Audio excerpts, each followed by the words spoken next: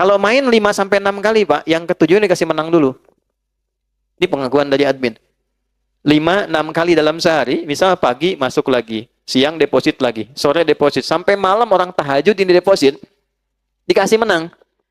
Jadi dia cerita ke teman, kamu tahajud dapat apa? Saya main game dapat uang, kamu tahajud dapat apa-apa? Itu bisa begitu. 7 kali dikasih sekali, nanti besoknya dipertaruhkan yang dia dapat semalamnya itu. Selesai. Makanya di dunia orang-orang judi, pengakuan bandar sampai sekarang, orang paling bodoh itu orang yang ikutan slot katanya. Nggak ada satupun orang ikut judi itu bisa jadi kaya, itu mustahil.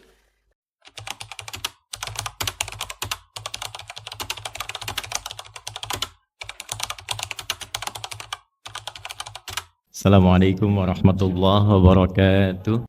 Maksud Quran itu apa? Ini extraordinary crime.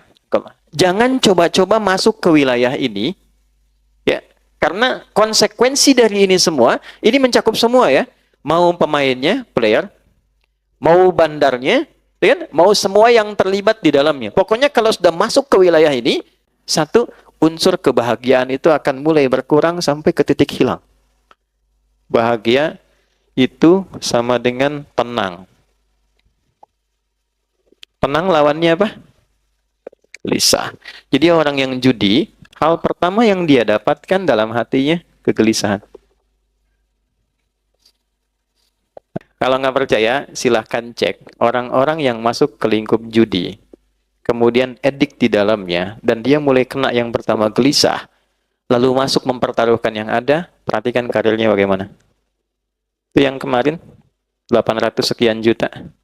Lihat dampaknya kepada karirnya. Selesai. Pengabdiannya tidak dilihat.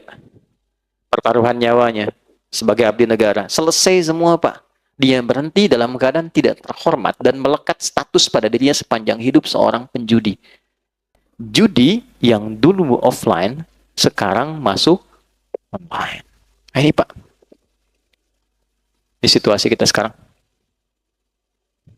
Nabi sudah wanti-wanti 15 abad yang lalu. Terjadi percepatan digital, waktu semakin cepat, dan kejahatan polanya berpindah. Dulu polanya offline, sekarang online. Masuknya ke wilayah-wilayah yang selalu membersamai kita. Handphone kita kan sering online. Ya kan? Orang sekarang sudah nggak penting handsome, Bu. Yang penting handphone. Bangun tidur kan sudah buka status. Oke? Sholat baru salam sudah buka status. Nah sekarang dari semua yang dibuka itu sudah masuk ke dalam situ semua unsur-unsur ini. Ini sulit dikendalikan. Tahun 2007, ini perempuan juga di Amerika. Ada seorang perempuan, dia menganalisis. Melihat setiap negara dengan bonus demografi tinggi. Kan? Dan tapi saking cerdasnya orang ini, cuma kecerdasannya ditempatkan pada sisi yang negatif. Saking cerdasnya, dia melihat negara yang di tempat itu judi tidak menjadi legal. Nggak dilegalkan, nggak dilokalisasi. Singapura, legal. Ada lokalisasinya. Oke? Macau jangan ditanya. Amerika punya Las Vegas. Malaysia punya Genting. Kan? Semua lokalisasi. Saya tanya, di Indonesia legal nggak? Hah? Tidak kan? Ilegal kan? Hukum positifnya kan nggak ada memperbolehkan. Jelas kalau pasal 303, ya kan? Hukumannya jelas dari 8 tahun sampai 10 tahun, kan? Walaupun di situ ada kalimat kecuali yang dibenarkan oleh hukum atau pemerintah. Tapi kan pemerintah kita tidak. Artinya apa? Dia dipandang ilegal. Dia tidak legal. Perhatikan baik-baik. Maka orang ini membuat sebuah sistem dan melihat bagaimana memanfaatkan bonus demografi di satu tempat yang judinya itu tidak memiliki legalitas, dan kecenderungan manfaat dan kecenderungan masyarakatnya itu senang dengan handphone. Dan dia temukan kesimpulan bagaimana membuat sebuah sistem judi yang polanya khusus masuk ke wilayah ini yang bisa dikendalikan dari jauh karena online. Jadi bikin dari luar, Pak. Bikinnya dari luar, tapi nanti pengguna-penggunanya IP-nya bisa ada di dalam. Ya, yang diberikan gampang. Dia nggak bikin yang besar-besar. Yang besar sudah ada. Roulette, yang kasino. Ya, orang-orang ini mainnya nggak di tempat kayak gitu. Kalangan-kalangan yang tidak ke Las Vegas, tidak ke Macau, dan sebagainya. Difasilitasi pada satu bagian perangkat yang dia bawa dalam hidupnya terus. Masuk di kantongnya. Sholat bawa handphone, mau tidur sampingnya handphone, kamar mandi cek status simpen sebentar gitu. Nggak jauh dari itu. Maka dia masuk dengan sistem kecil, bukan sistem yang besar. Dan ini operator-operator yang mengambil dari sistem itu, dan seperti multi-level marketing, kalau ngambil Anda bayar. Anda ngambil sistem saya, Anda bayar ke saya, store sekian dalam sebulan. Itu mereka pun sama semua mengatakan bahwa yang jadi incaran tuh tempat-tempat seperti kita ini Indonesia. Makanya sekarang kalau Bapak lihat pergerakan dari para penjudi, mereka semua sepakat mengatakan itu pasar terbesar di dunia sekarang untuk bisa mereka rasakan kenikmatannya dalam judi online di Indonesia. Pak, yang disasar cuman 10.000, 5.000, kelihatannya nggak banyak. Bikinkan slotnya, tuh, 2, 3, 4 slot. Maka kita apapun namanya, dia bikin dulu polanya semacam judi slot, ya Pak? Dikasih slot, tapi ditempatkan dalam bentuk pola seperti game. Anda beli, diatur gamenya, dikasih ID-nya, dikasih sekian durasinya, berapa Anda deposit di situ. Taruh dah 10.000, taruh 500.000, taruh 5.000, ya. Tapi yang ditampilkan apa? Dengan Anda menyimpan 5.000, peluang Anda mendapatkan 10 juta misalnya. Withdraw, WD.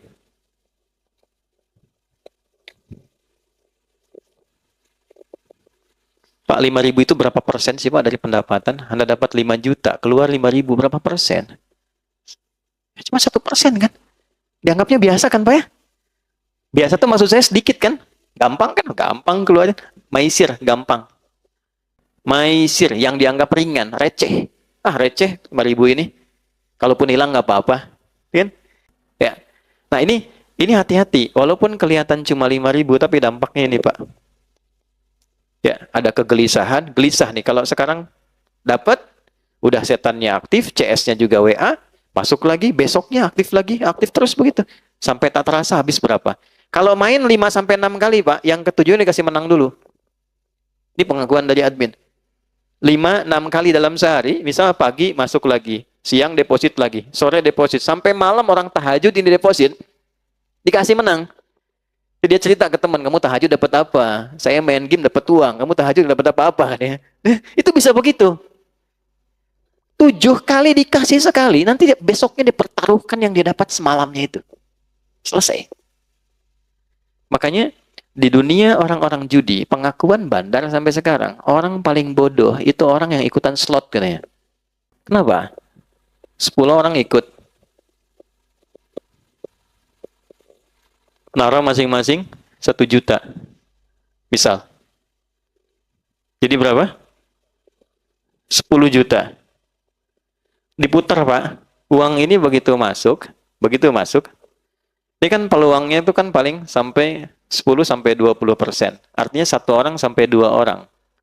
Sekali putaran itu ya. Begitu masuk, bandar judi itu udah ngambil, Pak, Ibu. Diambil sama dia tuh minimal, itu 70-80% ya. Jadi kalau Bapak naruh 10 orang ini, naruh uang masing-masing 1 juta, ini sama dengan ngasih ke bandar. Bandar, nih kasih. Sama bandar diambil 8 juta. Yang dia putar 2 juta. Ini 2 juta itu dia kembalikan ke 10 orang ini.